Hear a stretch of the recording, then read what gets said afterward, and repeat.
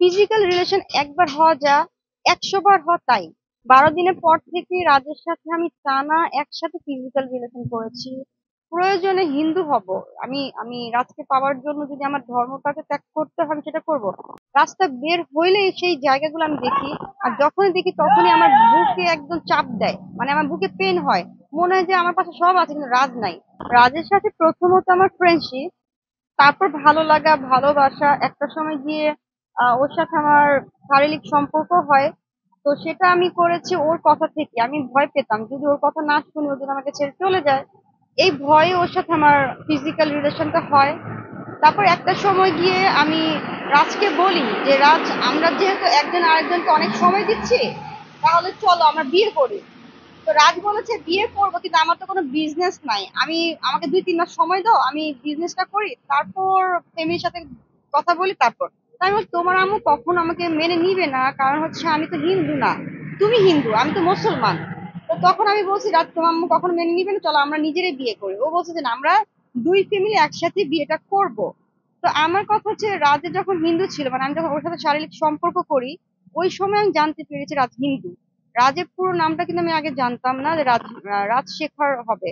পরে আমি জানতে পেরেছি রাজ হিন্দু। যখন আমি জানতে পারলাম রাজ হিন্দু, তখন আসলে আমার কিছুই করার ছিল না। তো এখন ফাইনালি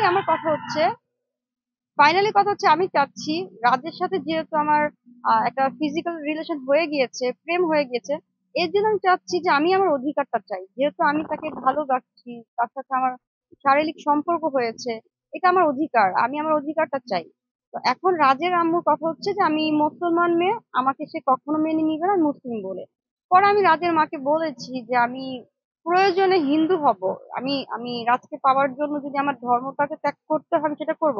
আমাদের মুসলিম যারা আছেন তারা আমাকে অনেকেই পছন্দ করছে না এই বিষয়টা নিয়ে, কিন্তু আমার কথা হচ্ছে আমি ভালোবাসি আসলে রাজকে ছাড়া আমি আপাতত কিছুই চাই না, কারণ একটা মেয়ের সম্মান অনেক বড় একটা ব্যাপার প্রত্যেকটা নারীর কাছে। আমি বলবো নারী আর ছেলে না, ছেলে মেয়ের বলে কথা না, কথা হচ্ছে প্রত্যেকটা মানুষের জীবনে তার তার শরীরের যে ভালোবাসা বা শরীরের যে একটা আহ সম্মান, এটা অনেক বড় একটা সম্মান, যেই যেটা আমি হারিয়ে ফেলেছি। তো আমার কথা হচ্ছে রাজকে এই সম্মানটা ফিরে দিতে হবে আমাকে। যদি রাজ আমাকে অস্বীকার করে যে আমি বিয়ে করতে পারবো না, তো আমার কথা বিয়ে না হলেও আমার অধিকারটা দাও। তুমি যে আমার সম্মানটা নিয়েছো সেই সম্মানটা আমাকে ব্যাক দিতে হবে।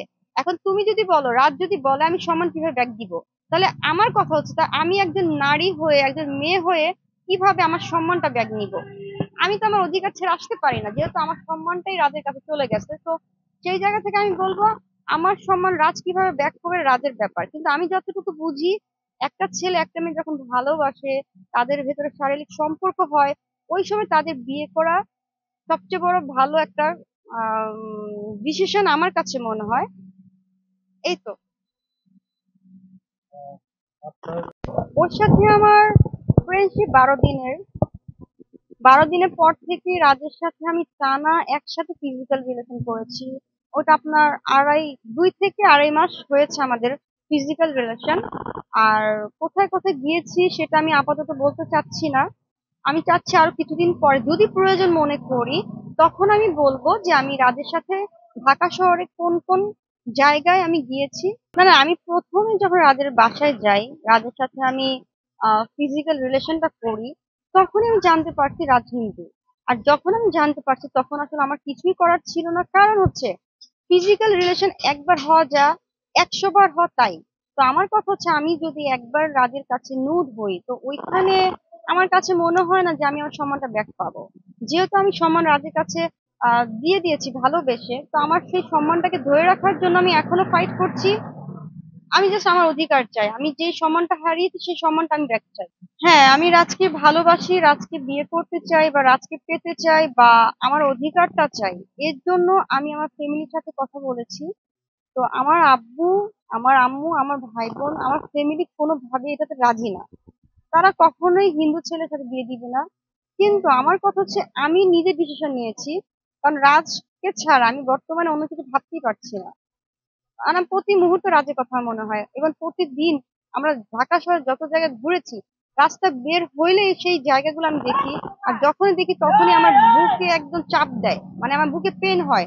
মনে হয় যে আমার পাশে সব আছে কিন্তু রাজ নাই। তো যাকে আমার মানে আমার বুক ব্যথা করে, আমার বুকে পেন উঠে যায়, যার জন্য, এই রাজের জন্যই তো। তো আমি রাজকে ছাড়া কিভাবে থাকবো? পসিবল না। সেক্স মানে ফিজিক্যাল যে রিলেশনটা, এটা আমরা সবার সাথেই কম বেশি হতেই পারে, ফিলটা হতেই পারে, কিন্তু আমার কাছে মনে হয় শারীরিক সম্পর্কের পাশাপাশি যদি আপনার মানসিক ভালোবাসাটা থাকে, ওটা কিন্তু ভোলা যায় না। সেই প্রবলেমটা আমার হয়েছে রাজের সাথে।